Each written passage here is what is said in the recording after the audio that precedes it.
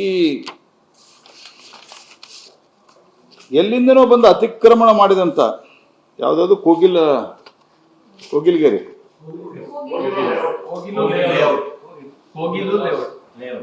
ಕೋಗಿಲು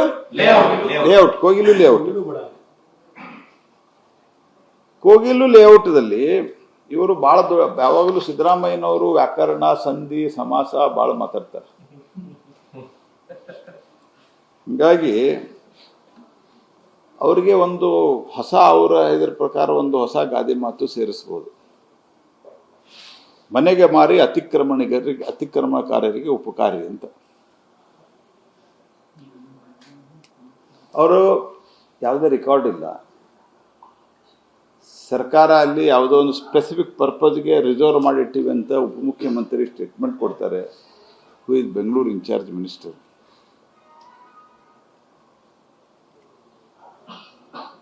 ಅನೇಕ ಕಡೆ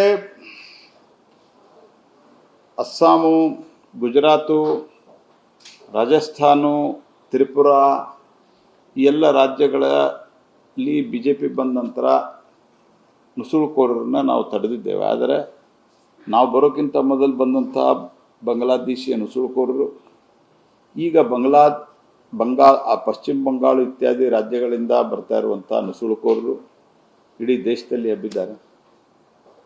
ಬೆಂಗಳೂರಿನಲ್ಲೂ ಇದ್ದಾರೆ, ಅವರು ಚೆನ್ನೈದಲ್ಲೂ ಇದ್ದಾರೆ. SIRಕ್ಕೂ ವಿರೋಧ ಆಗ್ತಾ ಇರೋದು ಅದೇ ಕಾರಣದಿಂದ. ಯಾಕಂದ್ರೆ ಅವ್ರ ಕಡೆ ರೆಕಾರ್ಡ್ ಇಲ್ಲ. ಕೊಟ್ಟಿ ರೆಕಾರ್ಡ್ಗಳನ್ನು ಮಾಡಿಕೊಟ್ಟಿದ್ದಾರೆ.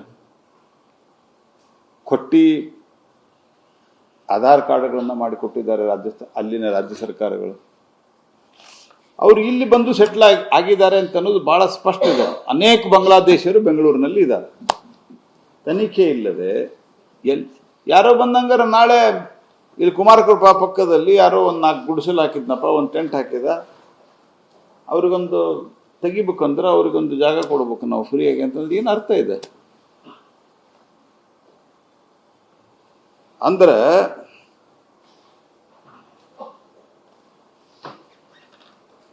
ಒಂದು ಕಾಲದಲ್ಲಿ ಡೆಲ್ಲಿಯಿಂದ ಹೈಕಮಾಂಡ್ ನಡೀತಾ ಇತ್ತು. ಇವತ್ತು ಕೇರಳದಿಂದ ಹೈಕಮಾಂಡ್ ನಡೀತಾ ಇದೆ. ಒಂದು ಪ್ರಿಯಾಂಕಾ ವಾದ್ರಾ ಮತ್ತು ಇನ್ನೊಂದು Venugopal. Is it not shear nonsense?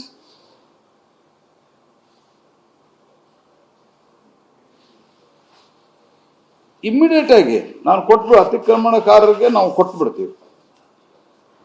ಇಡೀ ಕರ್ನಾಟಕ ರಾಜ್ಯದೊಳಗೆ ಸಾವಿರಾರು ಜನ ಅಪ್ಲಿಕೇಶನ್ ಆಗಿ ಕಾಯ್ತಾ ಇದ್ದಾರೆ. ಪ್ರಧಾನ ಮಂತ್ರಿ ಆವಾಸ್ ಯೋಜನೆಯೊಳಗೆ ಕೊಟ್ಟಂತಹ ದುಡ್ಡು ಖರ್ಚು ಮಾಡಿಲ್ಲ. ನಿನ್ನೆ ಪ್ರಜಾವಾಣಿಯಲ್ಲೂ ಬಹಳ ಡಿಟೇಲ್ ಆಗಿ ರಿಪೋರ್ಟ್ ಆಗಿದೆ.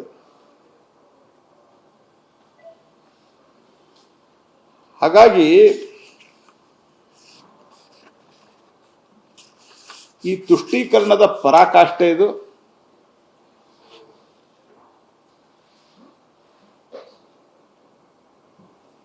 ಮುಸಲ್ಮಾನರು ಅಂತ ಇದ್ದರೆ ಅವ್ರಿಗೆ ಬಾರಾಕುನ್ ಮಾಫ್ ಅಂತ ನಮ್ಮಲ್ಲಿ ಒಂದು ಮೊದಲು ಇದೆ, ಬಾರಾಕುನ್ ಮಾಫ್ ಅಂತ.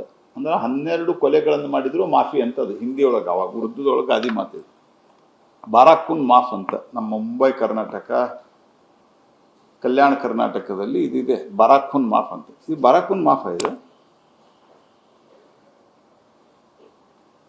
ಹಾಗಾಗಿ ಇದನ್ನ ತಕ್ಷಣ ನಿಲ್ಲಿಸಬೇಕು. ಈ ರೀತಿ ಅತಿಕ್ರಮಣಕಾರರಿಗೆ ಪ್ರೋತ್ಸಾಹ ಕೊಡಬಾರ್ದು. ಅವರು ಬಾಂಗ್ಲಾದೇಶದಿಂದ ಬಂದವರು ಅಲ್ಲ ಅನ್ನೋದನ್ನು ಮೊದಲು ವೆರಿಫಿಕೇಶನ್ ಮಾಡಬೇಕು. ಅದಲ್ಲದೆ ಅವರು ಕರ್ನಾಟಕದವರು, ಜೆನ್ವಿನ್ ಆಗಿ ಕರ್ನಾಟಕದಲ್ಲಿ ಅವರು ಭಾಳ ವರ್ಷಗಳಿಂದ ಅಲ್ಲಿದ್ದರು ಅಂತ ಅನ್ನೋದಕ್ಕೆ ಯಾವುದೇ ಆಧಾರ ಇಲ್ಲ. ಯಾಕಂದರೆ ಗೂಗಲ್ ಮ್ಯಾಪ್ಗಳಲ್ಲಿ 2-3 ವರ್ಷದಿಂದನೇ ಅಲ್ಲಿ ಏನೂ ಇರಲಿಲ್ಲ ಅನ್ನೋದು ಸಿದ್ಧಗೊಂಡಿದೆ. ಈ ರೀತಿ ತುಷ್ಟೀಕರಣದ ರಾಜಕಾರಣಕ್ಕೆ ಇದನ್ನು ಮಾಡೋದು ಸರಿಯಲ್ಲ.